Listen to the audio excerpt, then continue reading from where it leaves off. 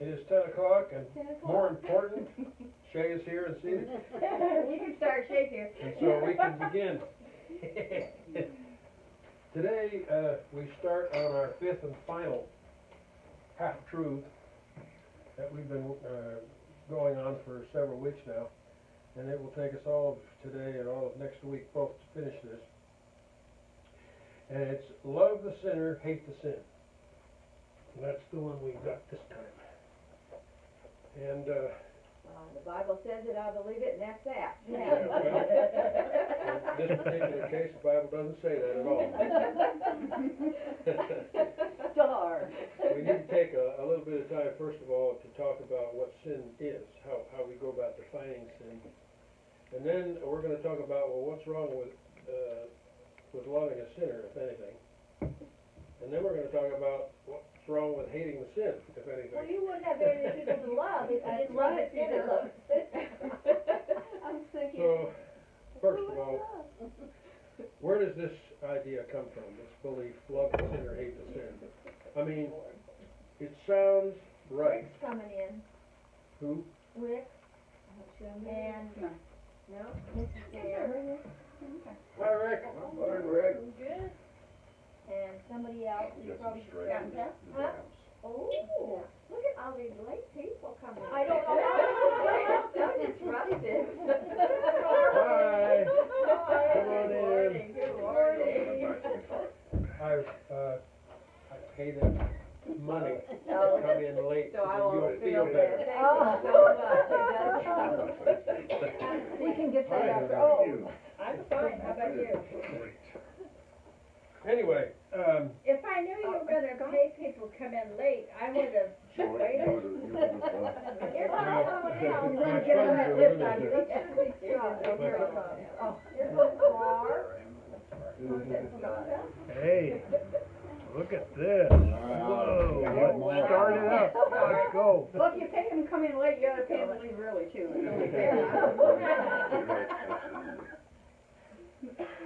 You knew it was going to be this kind of day. Might be 3 weeks. Well, look at this. I know. Okay, let's start over. Love the sinner, hate the sin. It sounds right. I mean, it's hard to believe what could possibly be wrong with the idea. Not only that, you often hear it said by really good Christian folks, people that have really good intentions, people that are intensely trying to be gracious, kind, and compassionate when they say something like this. Now, there is another quote very close to this, and it's also spoken with good intentions. No sin is any worse than any other sin. I've heard that one before, too. That's not true. That's not true. Well, of course it's not, but it's spoken a lot of times by well-meaning people that don't know any Well, the better. sin and the sinner is not all that far off with love thy neighbor as thyself. Aha, but there's a huge difference. This also is spoken by good folks who mean to say, when you say no sin is any worse than any other sin, they're trying not to be judgmental. Okay? Their inference is this. Well, you know, I'm a sinner also. We're all sinners. So no person's sin is any worse than anybody else. I'm not condemning you at all, because my sins are just as bad. Isn't there something where people get this where it's like, you know, it talks about adultery and Jesus says, well, if you look with lust upon anyone, so they're saying just looking with Yeah. lust Oh, is and bad, but it doesn't tear your family apart perhaps. No. You know. But this is, in fact, this is part of the scripture for today, and it's confusing. Because what it seems to say is that if you actually commit adultery, it's no worse than if you just thought about it. Well, that doesn't sound right, but that's what it sounds like. Okay, we'll get to that in a little bit. Who am I to condemn you when my sins are just as bad as yours? And a lot of people, if you were to ask them, they believe that these statements are found in the scriptures. Matter of fact, there are a certain percentage of people that believe that they are a direct quote from Jesus. Well, let's be clear about it. Jesus never said anything like that, and it is not in the scriptures anywhere. Okay? In fact, It doesn't even really reflect the kinds of things that Jesus said. Well, then we should ask the question, just exactly where does the statement come from then? Where did this originate? Go ahead. Well, it's in a lot of, I think it's in several places, and Paul speaks of it as well. Not the sinner thing, but, Paul's statement that, if you've broken any part of the law, you've broken the law. Okay, and that's the whole thing about no sin's greater than any other sin, because it's all about breaking the law. Right. And- You infer from that very easily. Right, and so, throughout I don't know where it would be in the Old Testament, but I'm certain that there's inferences that if you break any part of the law, you're separated from God. I'm sure if you looked in the Old Testament to support that, you'll find plenty of support for it. Right, so that's where I think it comes from. Well, and there's a couple of other places it could have possibly come from, and one is it might have originated with St. Augustine. Now, St. Augustine lived in the late 4th, early 5th centuries, and he was considered a major leader in the church. And in his capacity as a leader, he wrote a letter to some nuns. He was asking them in this letter to remain pure, and he asked them to love mankind and to have a hatred of sin. Well, that might have been where this originated from, I don't know. And then there's somebody else that comes into the picture here, Mahatma Gandhi. He wrote something very similar to this in his autobiography. He said, quote, "Hate the sin and not the sinner." However, most people stop at that point and completely ignore what he said after that. The whole statement he said is, hate the sin and not the sinner, is a precept which, though easy to understand, is rarely practiced. And that is why the poison of hatred spreads throughout the world. Well, see, it's easy to take the first part of that quote and say, aha, I got the proof right there, Mahatma Gandhi. You take it out of context and it's completely wrong. In other words, Gandhi does not advocate the idea at all. He was rather making an observation that it was really hard for most people to hate another person's sin without hating or harming the sinner as well. Okay? All right. Let's start back at ground zero and talk about how we go about properly defining what sin is anyway. There's a whole variety of words in both the Old Testament scriptures as well as the New Testament that have been translated into the English word sin. In the Old Testament, the Hebrew word most often and commonly used was chata, C-H-A-T-A, and in the New Testament, the Greek word hamarta. Both of those words, the Hebrew and the Greek, are most accurately translated as meaning, anybody want to guess? To stray from the path, to miss the mark. That is the primary translation. The pathway, or the mark, is what God intends for us to follow. Therefore, sin can apply to any thought, any word, any action that is contrary to God's will. That's missing the mark. That's missing the pathway God's will has for your life. The definition is then extended even further to mean separation from God. Anything that you do or say that is contrary to God's will creates a wider and wider and deeper chasm between you and God. Your relationship with God becomes more and more estranged. Right? Okay. See, a lot of people try to define sin with a very simplistic thing. Sin, well, that's when you do something bad. There's a lot more to it than that. This can also apply to a failure to act, or a failure to do something that you should do, but that you don't. see somebody hurting, you see somebody needing help, you see somebody desperate, and you don't do a thing. In not doing anything, you have sinned. You have missed the mark. You have not found the pathway that God intends for you. Your relationship with God is therefore damaged.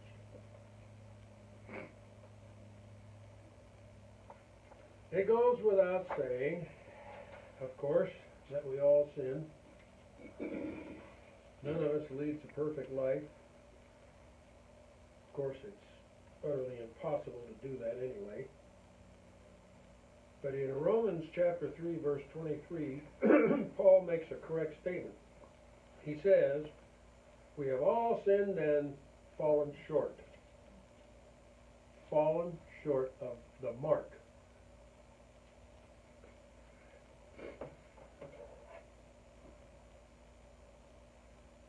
This is Hamilton.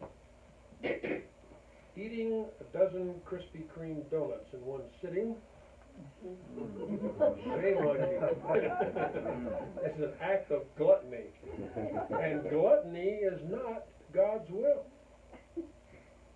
If this practice becomes a regular part of our eating pattern, it's not healthy. And if you continue to do it long enough, you can cut your life short. But is eating a dozen donuts equal in God's eyes to driving while intoxicated? I hope not. With the potential of killing another human being? Both are sins. Both are sins. But one has potential to kill or seriously maim others. They are both sins that start with overconsumption. But the potential consequences are very, very different. He goes on. Consider swearing. Is swearing on the golf course equal to swearing in a court of law that someone has committed a crime he or she did not commit? Is cheating in a card game of the same magnitude in God's eyes as cheating on your spouse? The answer to that is no. No. No. Not all sins are equal. However, as Shay brought up, when we read Jesus' comments about sin in the so-called Sermon on the Mount, it isn't hard to get a little bit confused. Matthew chapter 5, verse 21. You have heard that it was said to the people long ago, do not murder, and anyone who murders will be subject to judgment. But I tell you that anyone who is angry with his brother will be subject to judgment. Well, you know, what's the difference? If I'm going to be angry with my brother, I might just as well kill him, I guess. Another example is the one that you brought up specifically, Shay. You have heard that it was said, do not commit adultery. But I tell you that anyone who looks at a woman lustfully has already committed adultery with her. Well, this is very upsetting to me. This is very upsetting to me. If contemplating sin is the same as actually committing the sin, Just do it. that's the idea to come away with, right? Then it can be argued, if that's true, then you can argue that all sins are equal. But what Jesus is telling us here is to examine very carefully our thoughts as well as our actions. And he makes a point by exaggerating. Jesus even continues with this hyperbole when he says that if your right eye causes you to fall into sin, tear it out, throw it away. Well, you know, that's not to be taken literally, of course, but the exaggeration makes a point. It is better to lose part of your body than to have your whole body thrown in there. He said, likewise, if your right hand causes you to sin, chop it off and throw it away. Well, the point is this. Jesus is telling us sin is a serious business. It's the only way to put it. We should be doing everything we can to avoid it. What is sin? Separation from God. Separation. Separation from God by missing the mark. So Well, most of us do it 24 Beg your pardon? Am I right? You're right. I said most of us are sinning 24/7. Yeah, there's a reason for that. We're human beings. That's what human beings are. Amazing Grace has a great word for that, wretch. Wretch. Yeah. Not throw up, but you poor wretch. Well, let's take a moment to discuss something that would be back in Lars' memory. Let's talk about the Catholic Are Church. you sure you want to ask him anything about it? The Catholic Church has basically two definitions to describe the varying seriousness and the varying severity of sin. They classify all sins into two major categories: venial sin and mortal sin. Venial sin are those sins that are really less serious. They're the sins that are more readily forgiven. Not that big of a deal. They are sins that may even be committed by a person who doesn't even know they're committing it. They are sins that a person might not even have full knowledge of it being a sin. But then there are mortal sins. And these are the grave violations of God's will. They are committed knowingly and intentionally. And they have the potential of causing significant harm to ourselves, to other people, and furthermore, they can seriously damage our relationship with God.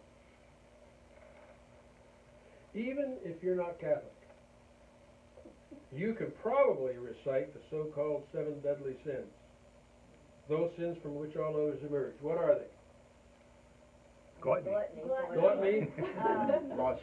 lust, What's the idleness or what? Sloth. sloth, Oh, I don't know. What about pride? Envy. pride, Envy. Jealousy. envy, Yeah. greed.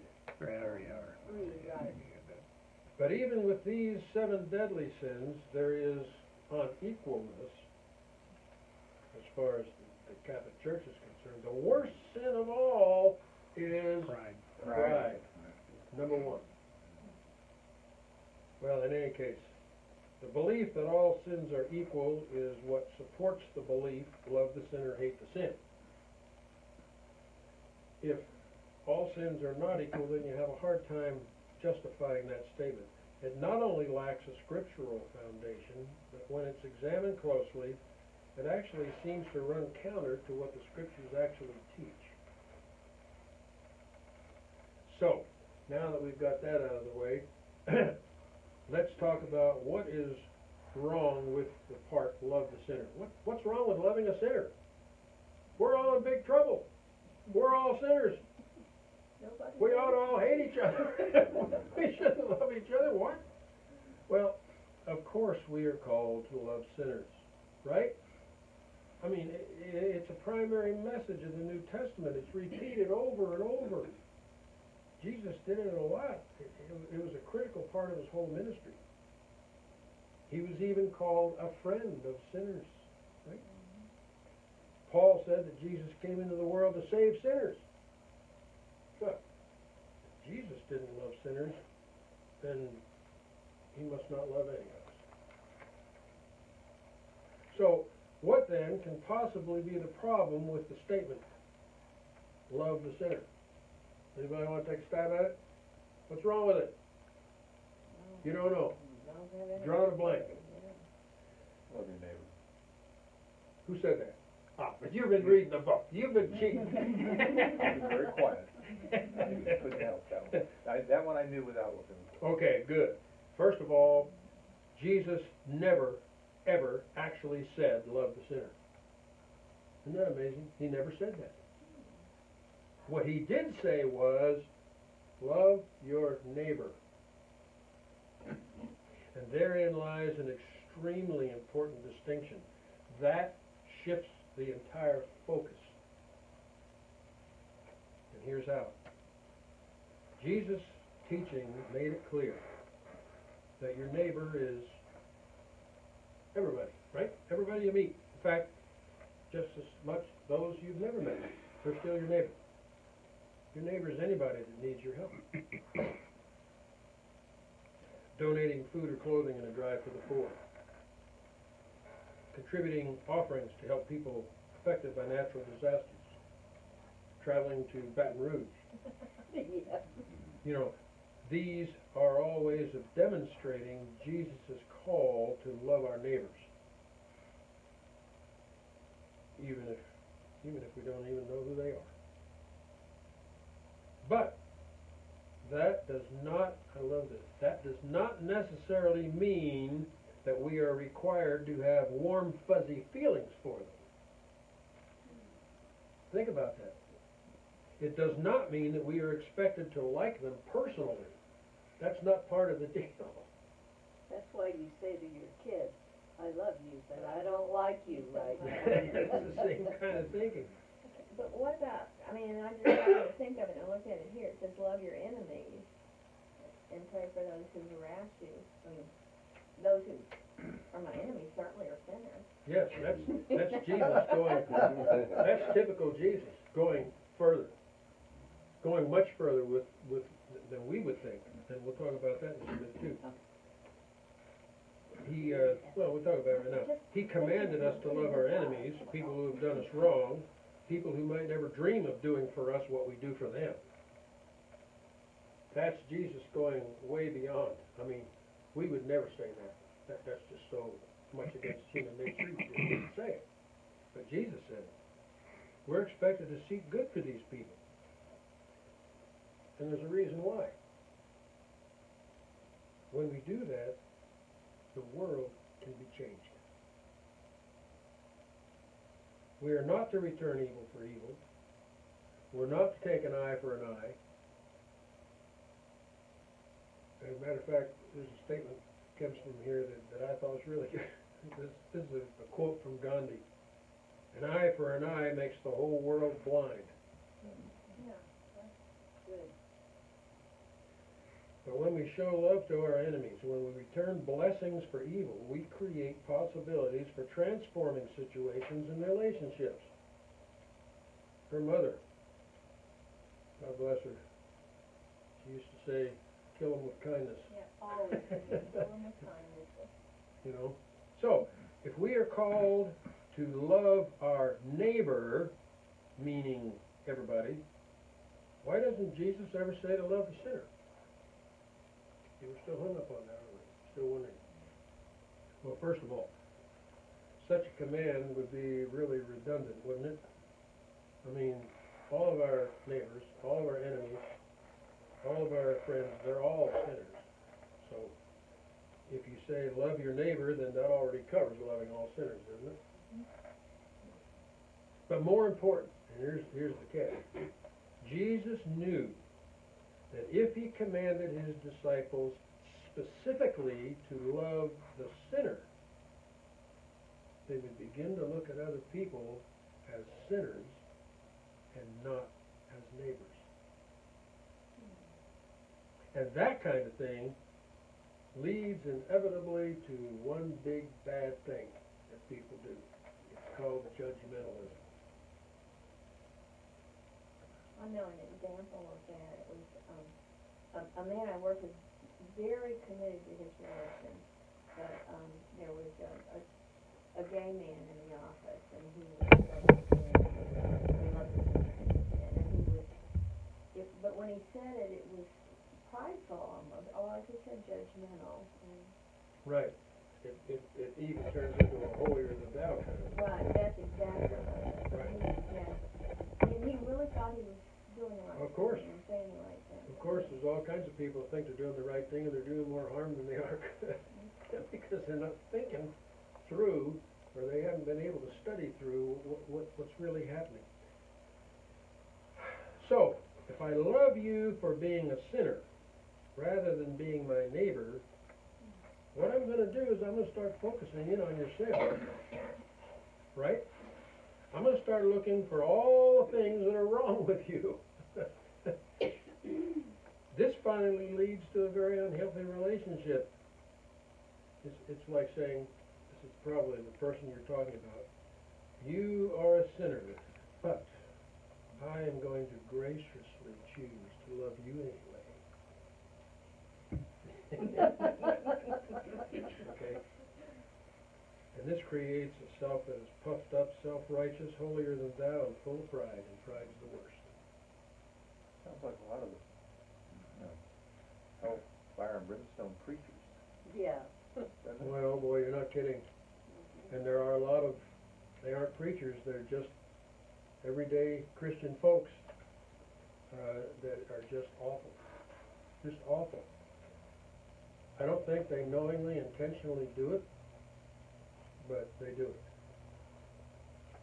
Jesus, you know, one thing above all else, Jesus well knew and understood human nature, right? And he knew the irresistible tendency to judge other people and dwell on other people's sinfulness. He knew that.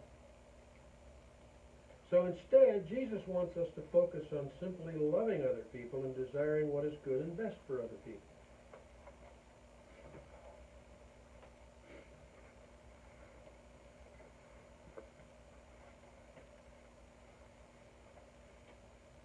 Luke chapter 18, verses 10 through 14.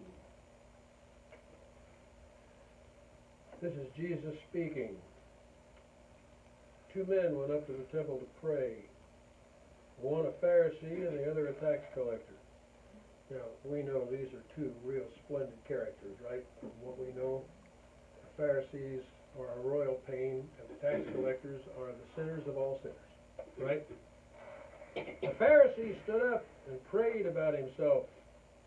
God, I thank you that I am not like other people, robbers, evildoers, and adulterers, or even like this tax collector. I fast twice a week. I give a tenth of all I get. But the tax collector stood at a distance. He would not even look up to heaven, but beat his breast and said, God, have mercy on me, a sinner. I tell you that this man, rather than the other, went home justified before God. For everyone who exalts himself will be humbled, and he who humbles himself will be exalted. This totally explains the error of the Pharisees. The Pharisees premeditatedly and intentionally set themselves apart from what they saw as sinners. And who were the sinners? Everybody except them. Everybody except themselves. They did so in their own minds so that they could remain pure and holy to God. Everybody else could only contaminate them with their sinfulness. And they wouldn't even brush up against these people. Why? They would have to go to the temple and purify themselves. They'd been contaminated. So the point is that when we see other people only as sinners, we no longer see them as neighbors. We can go ahead and emphasize the fact that we too are sinners, something that the Pharisees seem to have overlooked along the way. But nevertheless, it establishes the basis for our relationship with other people. I will love you despite the fact that you are a disgusting low-life sinner. I'll love you anyway. So what kind of an attitude is that? By the way, Luke introduces this story of the Pharisee and the tax collector by saying something first. What he says is, Jesus told this parable to certain people who had convinced themselves that they were righteous and who looked down upon everybody else with disgust. When you talk about pride and holier than thou, it's the worst. It's the worst. Now, have you ever known anybody like that? We've run across a few of them here and there, haven't we? And if you did, if you ever met anybody like that, were they very pleasant to be around? No. No. But they're very sincere in their convictions, you know. Unfortunately, they are. Yeah. There's a lot of people who are very sincere about all kinds of convictions and beliefs that are absolutely false. Too bad. But it happens all the time. I I heard something on the radio this morning, and they were talking about liars. And they say, it's so easy to spot just someone that just lies. It kind of just lies for no reason. But it's the ones that are really, really good at it. They're the problem. And so the ones that are really, really sincere, maybe are the ones we should run away from faster. Well, you know what they say, there's a certain group of people, I won't judge that, organization of people, but, how do you know they're lying? Their mouth's moving. Yeah. If you did know somebody like that, they're not very pleasant to be around. Now I have another question for you. Do you think that you are ever like that? Well, I think we all are. Absolutely. Have you ever seen other people as being sinful and inferior? Oh, yeah. Oh, yeah. I did that one time, I remember. Burn. Every Sunday at 10. Jesus knew the disciples were going to struggle with this tendency to judge other people. Jesus' approach to other people was always non-judgmental. I mean, it's the very thing that attracted so many people to him. He didn't judge people. The judgmental approach of the Pharisees, on the other hand, repelled everybody. Most people had a certain amount of grudging respect for the Pharisees because they struggled so hard to keep the law and all that. But the average person wouldn't want to get anywhere near a Pharisee. Of course, Pharisees didn't want to get anywhere near them either. Jesus even told that exaggerated metaphor. It is better to remove a log from your own eye before attempting to remove a small splinter from the eye of your brother or sister. So, if Jesus did not command his disciples to love the sinner, what do you think he would say? He said, love your neighbor. How about this? Love your neighbor despite the fact that you are a sinner. Yeah. Okay? Because others deserve your love since God first loved you. You should love because love has the power to change the world. I Love think your people neighbor despite the fact that you are a sinner. I think people get hung on with that because of the word love. I mean, they think like you're supposed to love them like you really love your children and your spouse, and No. that's ridiculous. This is agape. But I think it's what a lot of people don't do it because they think they can't say I love everybody. Well, it's meant to be a agape, which is a brotherly kind of love, a kind of caring for other people in which you only hope the best for other people. You don't want to see bad, terrible things happen to other people. You always want things to turn out the best for others. That's the kind of brotherly love. Well, Brian has a statement. Rick raised his hand very Sorry. The Bible I have, version, uses the word charity in place of love, where the new versions today use the word love, this uses the word charity. I think that's closer to the mark, what I'm trying to say. Of course, the problem is that in English, we have the word love, which encompasses everything, which is crazy. I love my house, I love my car, I love my wife, I love my dog. I love a good night's sleep, I love a cold beer, I love, you go on and on and on. Yeah. But in Greek, there were many different meanings for love. And it would be smarter for us to break it down that way so that we know what we're talking about. Obviously, the love I have for my wife is a whole lot different than the love I have for a new car. I like the car a lot better. But does it say, have charity for your neighbor as yourself? I don't know if it has there. I'm thinking specifically of Corinthians 13. If you read 1 Corinthians 13, that's what, yeah, this one uses charity all the way through. Oh, I have never heard that before. I that would be interesting, I'm gonna read that for charity and see what I do, you know? Yeah, And charity seems to infer, or we infer, that there's no response expected.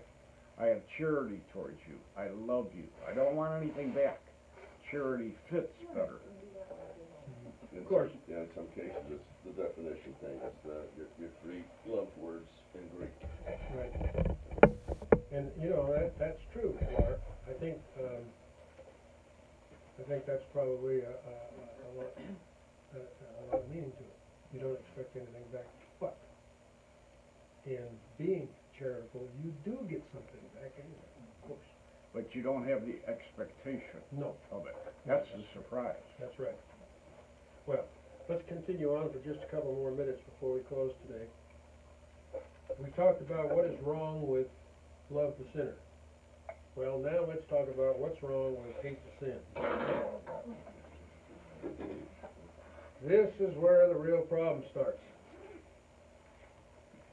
You know, Jesus was quite a person, quite a guy. He spent a lot of his time associating with drunks, prostitutes, thieves, adulterers, tax collectors. No doubt at all that he spent a lot of time with people who had impure thoughts, cheated on their taxes, committed a wide variety of crimes of all kinds. Jesus not only associated with these kind of people, but he sat down and broke bread with them. He even called them to become disciples. Yet, we never, ever, ever heard Jesus say to them, I love you, but I hate your sin. Now, why is that? Because he never used the word hate. No, it's because he never talked to them about their sin, he talked to them about forgiveness. No, he tells the woman at the well, you go and sin no more. Forgiveness. Forgiveness. I forgive you. Try not to do it anymore. In Luke chapter 7, there's a story about a woman who may very well be a prostitute. She crashes a dinner party at the home of a man named Simon. Remember this story? Jesus is the guest of honor at Simon's home. When the woman enters, Simon is aghast. He's absolutely horrified. The woman weeps before Jesus, then kneels down and anoints his feet with oil and dries them with her hair. Simon wonders, why would Jesus allow a person like that to even touch him? Ugh. Jesus gently rebukes Simon, and he says to the woman, your sins are forgiven.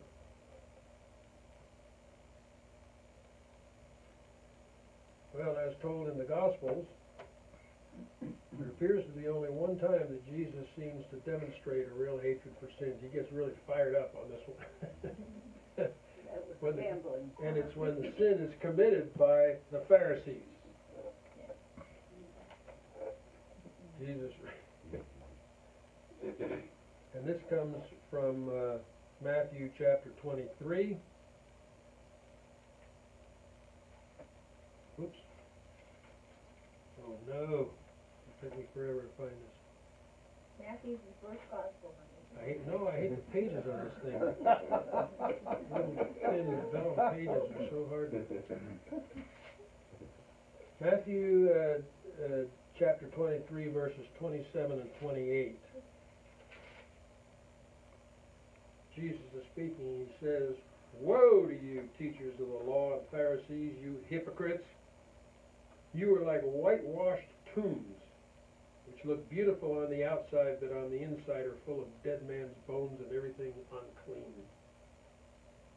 In the same way, on the outside you appear as people as righteous, but on the inside you are full of hypocrisy and wickedness. Boy, if that didn't get Jesus killed, nothing would, right?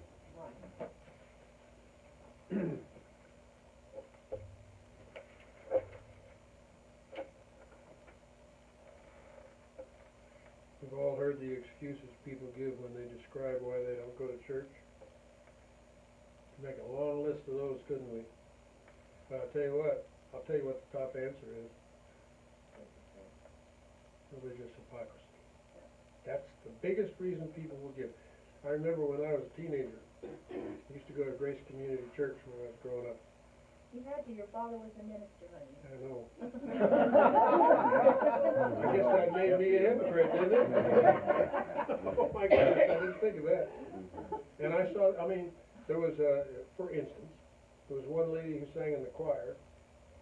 She came to church every Sunday. She sang in the choir every Sunday. She was a regular staunch member of the church in the choir. And every Sunday, the minute the church was out, she ran up to the backstop and got drunk. But it was when it was on Wyoming Street, it was only like 2 doors away at Yeah, that time. she went to the tavern and got stoned. And I thought, what a hypocrite. What a hypocrite. I remember another gentleman in the church, very highly respected. I think he was a church officer of some kind, and I heard him out one day using the worst 4-letter language I ever heard in my life. I thought, what a hypocrite. And then I came along. The truth is, right, here's the truth. Every single one of us is a hypocrite. Every one of us. Nobody exactly and precisely lives out what they believe. But what turns people off is when, quote, religious people point out the sins of others and then act as if they have no sins of their own. That's what turns people off. And class is off for today. I think Wow. that